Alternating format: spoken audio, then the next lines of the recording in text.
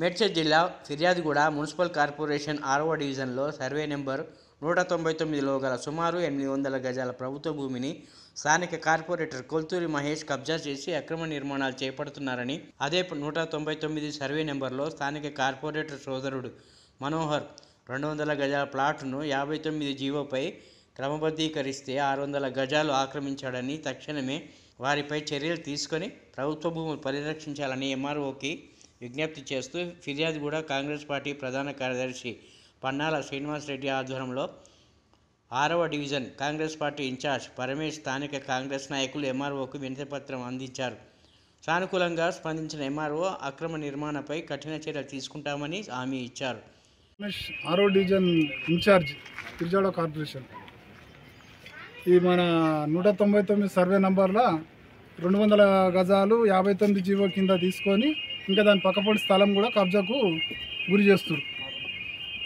600 గజాలు స్థానిక కార్పొరేటర్ తమ్ముడు. మీరు అధికారులకు ఫిర్యాదు చేశారు? చేసినాము, ఎంఆర్ఓకి చేసినాము, ఆర్ఐకి చేసినాము, విఆర్ఓకి చేసినాము, ఏం పట్టించుకోవట్లేదు. పై అధికారులకి పోయారా? పోలే ఈ ఎంఆర్ఓ, ఆర్ఐ, విఆర్ఓకు ముగ్గురికి చేసినాం. వాళ్ళు చర్య తీసుకోకుండా పై అధికారులకు కూడా. ఫిర్యాదుగూడ మున్సిపల్ కార్పొరేషన్ గ్రామంలోని ఫిర్యాదుగూడ గ్రామంలో 199 సర్వే నెంబర్లో ఇవాళ ఇదంతా గవర్నమెంట్ స్థలము. ఇదంతా కూడా ఈ గుట్ట ప్లేస్ అంతా. దీంట్లో అందరికీ చిన్న వాళ్ళకు పట్టాలు కేటాయించడం జరిగింది గతంలో. దాంట్లో 200 గజాల కింద ఒక అతనికి మన ఇక్కడ ఉన్నటువంటి స్థానిక కార్పొరేటర్ తమ్ముడికి ఇస్తే ఆయన 5859 జీవో కింద రెగ్యులరైజేషన్ కింద చేసుకొని ఇవాళ మొత్తం 600 గజాలు కబ్జా పెడుతున్నాడు. ఇవాళ ఇదంతా కూడా మొత్తం జేసీబీ తెచ్చి పక్కన ఉన్న ఇళ్లను కూలిపోయే పరిస్థితి ఉంది అక్కడ. అయినా కూడా దాన్ని మొత్తం జేసీబీ ద్వారా తీసి కబ్జా గురి చేస్తున్నారు.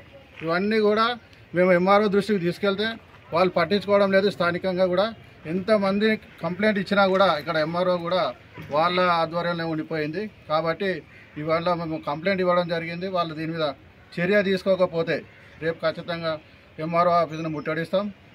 ఆర్డీఓకు కంప్లైంట్ చేయడం జరుగుతుంది. మళ్ళీ కలెక్టర్ కూడా కంప్లైంట్ చేయడం జరుగుతుంది. ఇక్కడ 1000 రూపాయలు గజం అయిపోయింది. ఇక్కడ దాదాపుగా ఈ యొక్క ఏరియా ఉంటుంది, దాదాపుగా ఒక 1 కోటి రూపాయల అంచనా ఉంటుంది దీని వాల్యూ.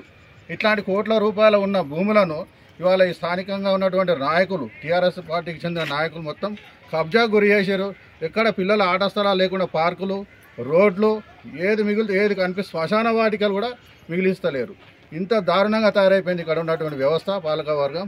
కాబట్టి దీని మీద ఖచ్చితంగా ఆర్డీఓ గారు కానీ, కలెక్టర్ కానీ, ఎంఆర్ఓ కానీ చర్య తీసుకోవాలి. లేకపోతే కాంగ్రెస్ పార్టీ నుంచి భారీ ఎత్తున మేము ధర్నా సిద్ధం ఉన్నాం. జై కాంగ్రెస్.